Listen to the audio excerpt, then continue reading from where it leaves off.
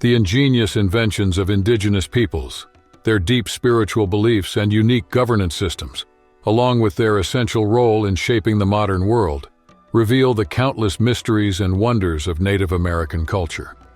Exploring these aspects helps us better understand and respect their history, and reminds us of the importance of preserving their traditions in a rapidly changing, globalized world. You'd be surprised to learn that many brave Native American women participated as warriors in various famous battles, like the Battle of Rosebud. There are many more amazing facts to discover about Native American tribes. To start with, the most painful Native American ceremony was the sun dance. At first glance, it might seem like a joyful outdoor celebration, but in reality, it's an intense and painful spiritual ceremony.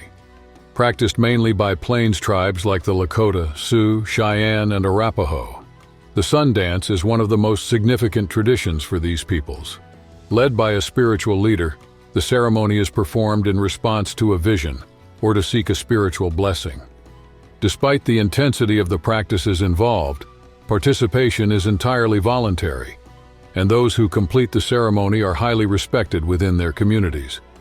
The sun dance provides a way for participants to connect with the spiritual world, seek visions, and offer sacrifices to the Great Spirit, known as Wakantanka. The sun dance ceremony, traditionally held in the summer during the peak of the sun, can last several days. Preparation is crucial, involving physical and mental practices to purify and strengthen the participants for the intense experience ahead. Participants often undergo a period of fasting for several days before the ceremony, abstaining from food and drink except for small amounts of water.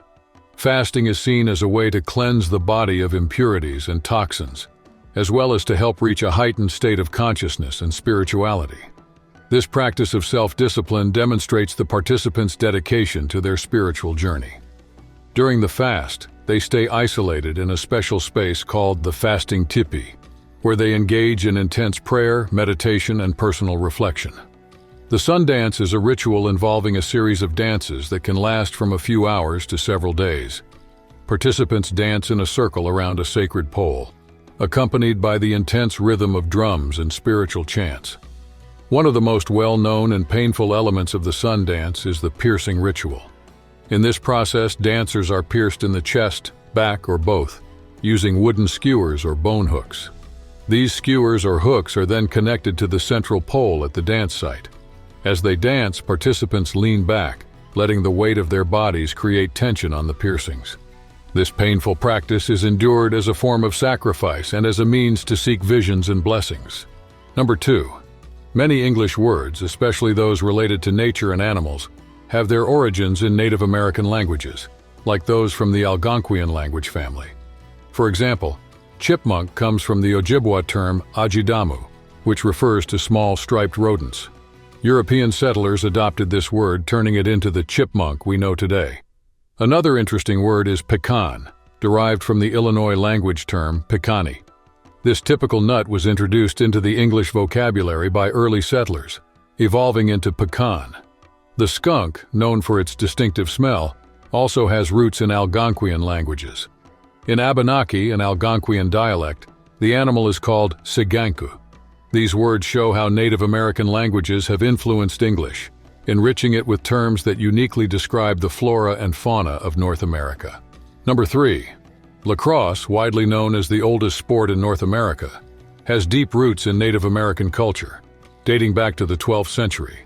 This game, initially called stickball, was a common practice among various tribes, especially the Choctaw in the southeastern United States. Lacrosse wasn't just a sport. It also played a significant role in religious ceremonies and recreational activities, often involving large teams and lasting several days. Native American lacrosse games had various purposes, including settling disputes, training young warriors, and even honoring the gods. The matches were intense, with fields that could stretch for several miles and teams made up of hundreds of players. The rules and equipment varied from tribe to tribe, but the competitive spirit and cultural importance of the game were universal. Native American tribes used wooden sticks with woven leather and a small wooden ball to play lacrosse. Over time, these balls evolved into versions made from deer hide stuffed with hair, and the sticks became more elaborate. The nets were made from deer tendons. When European settlers, especially the French, arrived, they were fascinated by this unique game. In the 1630s, French Jesuit missionaries in the St. Lawrence River Valley in Canada were the first Europeans to witness lacrosse. One of them, Jean de Brebeuf, saw the Huron Indians playing and gave the game the name lacrosse. In 1834, the Kanawaki Indians demonstrated the game in Montreal, sparking great interest in Canada. The sport began to formalize when a Canadian dentist named Dr. William George Beers founded the Montreal Lacrosse Club in 1856. Over the next decade, he created a set of rules that included reducing the number of players, introducing a rubber ball, and redesigning the lacrosse stick. By 1860, lacrosse had become Canada's favorite summer sport. In 1867, the sport reached England for exhibition games. In 1876, even Queen Victoria watched a match and acknowledged the fun of the game. This helped popularize lacrosse, which became beloved not only in Canada but also in other countries. Number 4. The marriage between Pocahontas and John Rolfe marked a significant event in the history of what would become the United States. Often mentioned as the first recorded interracial marriage in American history, this union symbolized more than just a personal bond. Pocahontas, whose birth name was Matoaka, and later called Rebecca after her baptism, was the daughter of Chief Powhatan, an influential leader of several Algonquian tribes. John Rolfe, an English widower, arrived in Jamestown in 1610 and is primarily remembered for cultivating a variety of tobacco that was milder than the native kind found in Virginia, becoming highly popular in European markets. Pocahontas was held captive by the English as a strategy to negotiate the release of prisoners and weapons held by her father. During her captivity, she converted to Christianity and was given the name Rebecca. Eventually, she married John Rolfe in 1614, a marriage that brought a temporary period of peace between the English settlers and the natives. This marriage not only sealed a temporary alliance but also became a symbol of coexistence and cultural exchange during a time of great tension and conflict.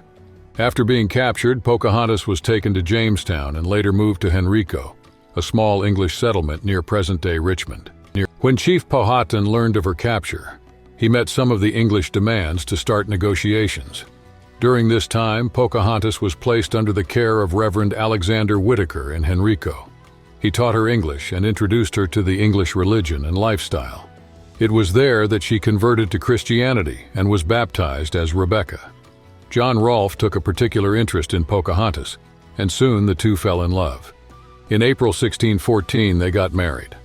Pocahontas's father blessed the union and offered the couple a small house across the James River in Jamestown.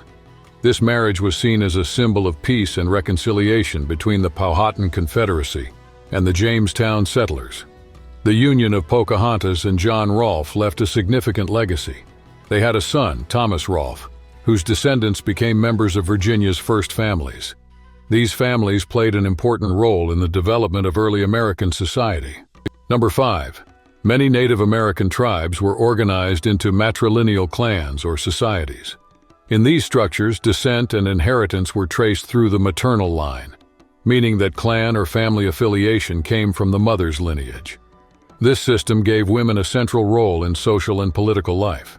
They were often called life-givers due to their importance in society.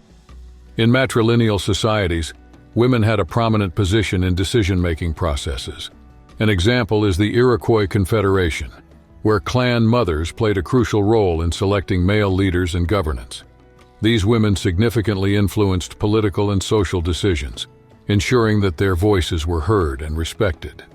These societies demonstrate the importance and power of women in various Native American tribes, showcasing a unique social organization that deeply valued the female contribution to all aspects of community life. Fact 6. The origin of the term Sioux goes back to French explorers who heard it from the Chippewa tribe. The name actually comes from the Ojibwa word Naduesu, which means enemy. The Ojibwa used this term to refer to the Lakota people, with whom they had historical conflicts. It's worth noting that the Lakota, one of the 3 major divisions of the Sioux, do not call themselves Sioux. They identify as Lakota, a word that means friends, or the place where the people of peace live. When French explorers and traders began interacting with various indigenous groups in North America, they adopted the term Sioux from the Ojibwa, not understanding the complexity of the relationships between these tribes. This misunderstanding led to the widespread use of the name Sioux to encompass the Lakota, Dakota, and Nakota peoples, who together make up the Sioux Nation. Number 7. Native Americans showed incredible skill in using natural resources to create everyday items, including hairbrushes made from porcupine quills. With a deep connection to nature, they utilized various materials available around them to meet their needs. Porcupine quills were one of these versatile raw materials, used for both tools and decorative objects.